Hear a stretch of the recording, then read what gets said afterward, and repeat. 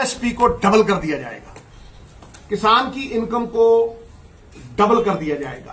क्या इससे बड़ा इल्यूजन, झूठ दुनिया में कोई है? इसको मैं प्रमाणित करना चाहता हूं फैक्ट्स से, फिगर्स से। पहली बात तो आप ये देखिए कि एडिबल ऑयल की कीमत कितनी बढ़ गई पिछले 10 साल में, जब से सरकार आई है। मैं तब से बात करना चाहता हूं। एडिबल ऑयल साहब जो 77 का था वो 210 का हो गया, मतलब 120%, 130%। ठीक है साहब, ये 5 साल में कहा था ना डबल, ठीक है। आज वो 210 का है। सरसों का तेल डबल से ऊपर। गैस का सिलेंडर, जिनकी बड़ी दुहाई दी जाती थी, जिनके ऊपर धरने लगते थे, आज वो मंत्री हैं जो धरने लगाते थे। ठीक है, वो कितना बढ़ गया साहब? 300 से 900 कहते हैं, लेकिन है 1100, मिलता 1100 का है गरीब को। आप और छोड़िए, किसके साथ कनेक्ट करके आप ये कहेंगे कि जी प्राइसेस की राइज डायरेक्टली प्रोपोर्शनल है? वो है पेट्रोल डीजल, जो सरदार मनमोहन सिंह के टाइम पे सब्सिडाइज था, समझे? उसकी कीमत कोई बढ़ा नहीं सकता था। वो डीजल की कीमत 2013 में 38 रुपए थी और 6 साल में 90 हो गई। 80 तो हो ही गई, 79.8। ठीक है सर, इसका मतलब वो कितनी बढ़ गई? डबल से ऊपर, डबल से ऊपर। ये सब चीजें आप ध्यान में रखिए, मद्देनजर रखिए, बाकी सब चीजों की इन्फ्लेशन। अब मैं आता हूं किसान और मजदूर पे साथ। किसान की आमदन पहले 5 साल में 1400 से 1800, तो कैसे 2800 होती भाई? बताओ ना यार।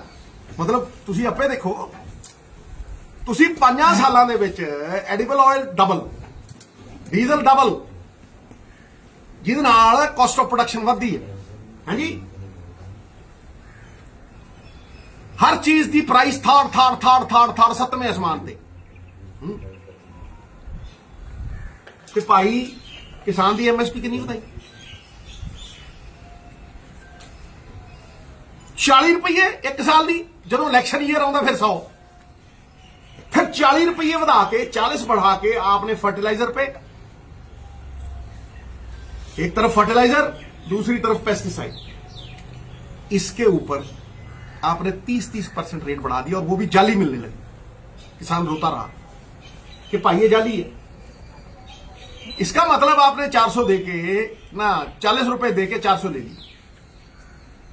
Is that true? जो मैं कह रहा हूं तो सही है सर। अगर आपने 400 बढ़ाई और आज 2200 है 10 साल बाद, 5 साल में, तो मैं हैरान करने वाला आपको एक आंकड़ा देता हूं। इस देश में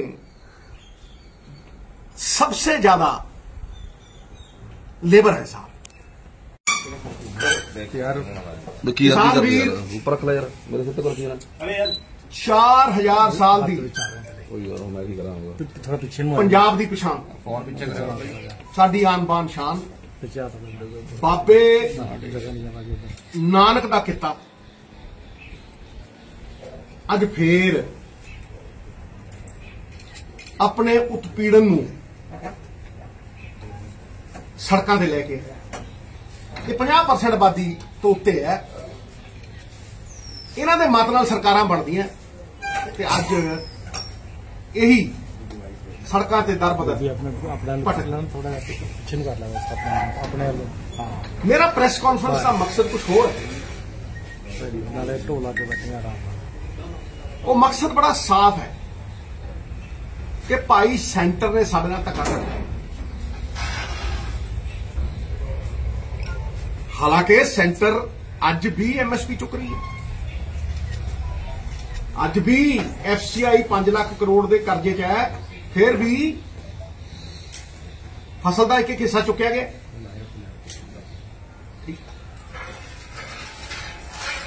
मुद्दा की है कि जे सेंटर ने साडियां डैमां ते कंट्रोल ले लिया, साडे फैडरल स्ट्रक्चर दे नाल धक्का कीता, साडे एग्रीकल्चर दे उत्ते कमर्शियल कानून बनाते, थोपते, आपदा ही एक नैरेटिव, अपना ही एक नैरेटिव सेंटर ने चलाया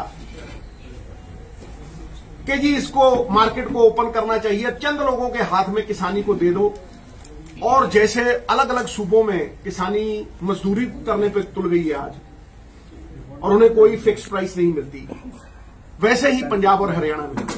मैं ये बताना चाहता हूं कि जब भी देश में अनाज की क्रांति उभरी वो पंजाब से ही और हरियाणा से ही उभरी। ग्रीन रेवोल्यूशन, व्हाइट रेवोल्यूशन, तब ये पंजाब के लोग ही थे, हरियाणा के लोग ही थे जिन्होंने सस्ता अनाज, पीडीएस, 3 और 5 रुपए अनाज आम लोगों को प्रोवाइड किया। मैं ये नहीं कहूंगा कि फलानी सरकार ने ये नहीं किया, वो नहीं किया, करना क्या चाहिए मैं उस पर जोर देना चाहता हूं। What needs to be done, ये कोई नहीं बोलता, समझे। सबसे पहली चीज है सर कि किसान की कम होती हुई प्रोडक्टिविटी, किसान की बढ़ती हुई लागत और किसान की बहुत ज्यादा कम होती हुई इनकम। कस्मे, वादे, प्यार, वफा, सब बातें हैं बातों का। इस देश ने तरक्की करनी है तो एग्रीकल्चर सेक्टर से ही वो तरक्की होगी, सर्विस सेक्टर और मैन्युफैक्चरिंग सेक्टर से नहीं। आप गलत जगह पे छूटें दे रहे हो फायदे उठाने के लिए। अगला सवाल है साहब कि अगर आप मार्केट नहीं दे सकते किसान को, अगर किसान की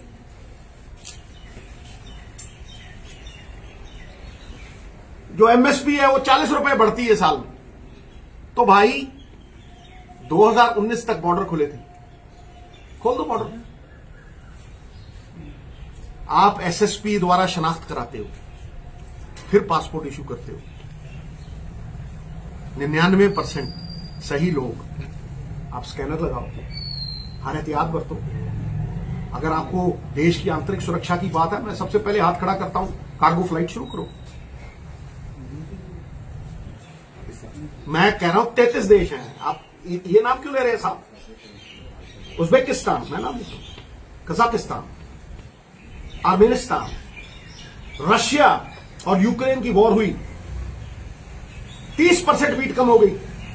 आप यहां से ले रहे हो, आप मुनाफे कमा रहे हो। कितना दिया किसान को? तेल, जब सरदार मनमोहन सिंह थे सबसे ज्यादा प्राइस थी इंटरनेशनल मार्केट में बैरल की, ठीक है। जब कोरोना आया सबसे कम प्राइस हुई, क्या फायदा दिया आपने किसान? अगर आप लेबर की बात करें तो लेबर की वेजेस आप अंदाजा लगाइए कितनी बढ़ी होगी 10 साल में? 50 रुपीज। कितनी? 50 रुपीज। मतलब आप ये देखिए कि अनस्किल्ड, स्किल्ड, सुपर स्किल्ड 250 से 450 गई है साहब 10 साल में। 50 कहां? Not even 1%।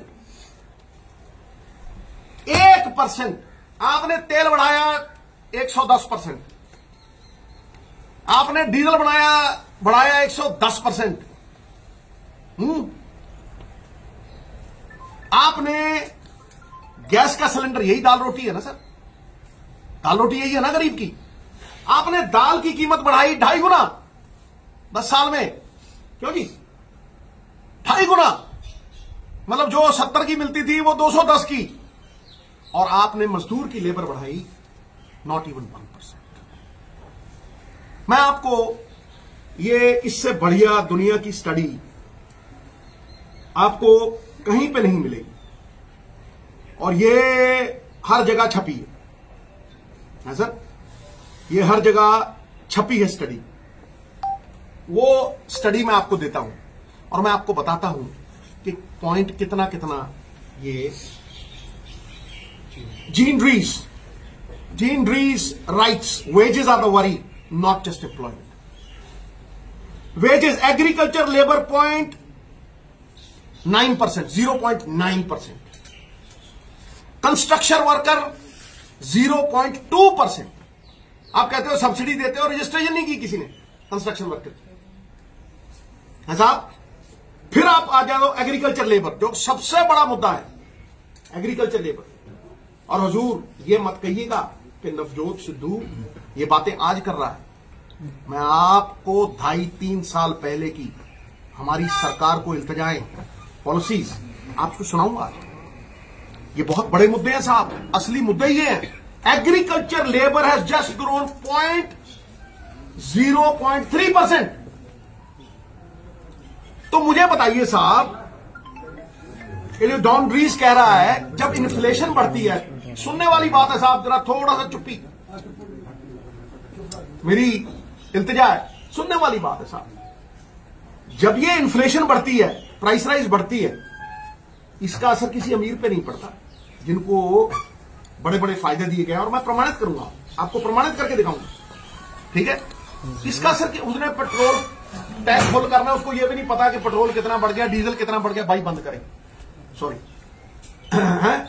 कितना बढ़ गया उसको यह भी नहीं पता. ओके. लेकिन एक गरीब जो 10 साल से 250 से 300 रुपए दिहाड़ी ले रहा है, उसकी दिहाड़ी की वैल्यू क्या रह जाती है साहब.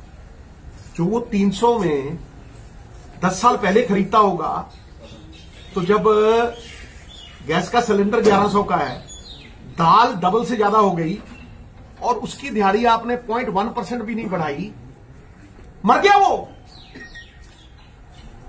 वो खत्म हो गया. हाँ जी सर. अब आपने ये तो लेबर के साथ किया, ये तो हमारे किसान के साथ किया, और ये 60 से 70% आबादी है भाई. मैं आपको प्रूव कर दूंगा ये, समझे. तो फिर किसका भला किया साहब, समझे, किसका भला किया आपने. एग्रीकल्चर में 50% लोगों की एम्प्लॉयमेंट है साहब, directly indirectly 50% people are employed in agriculture. और जीडीपी सिर्फ 13% है,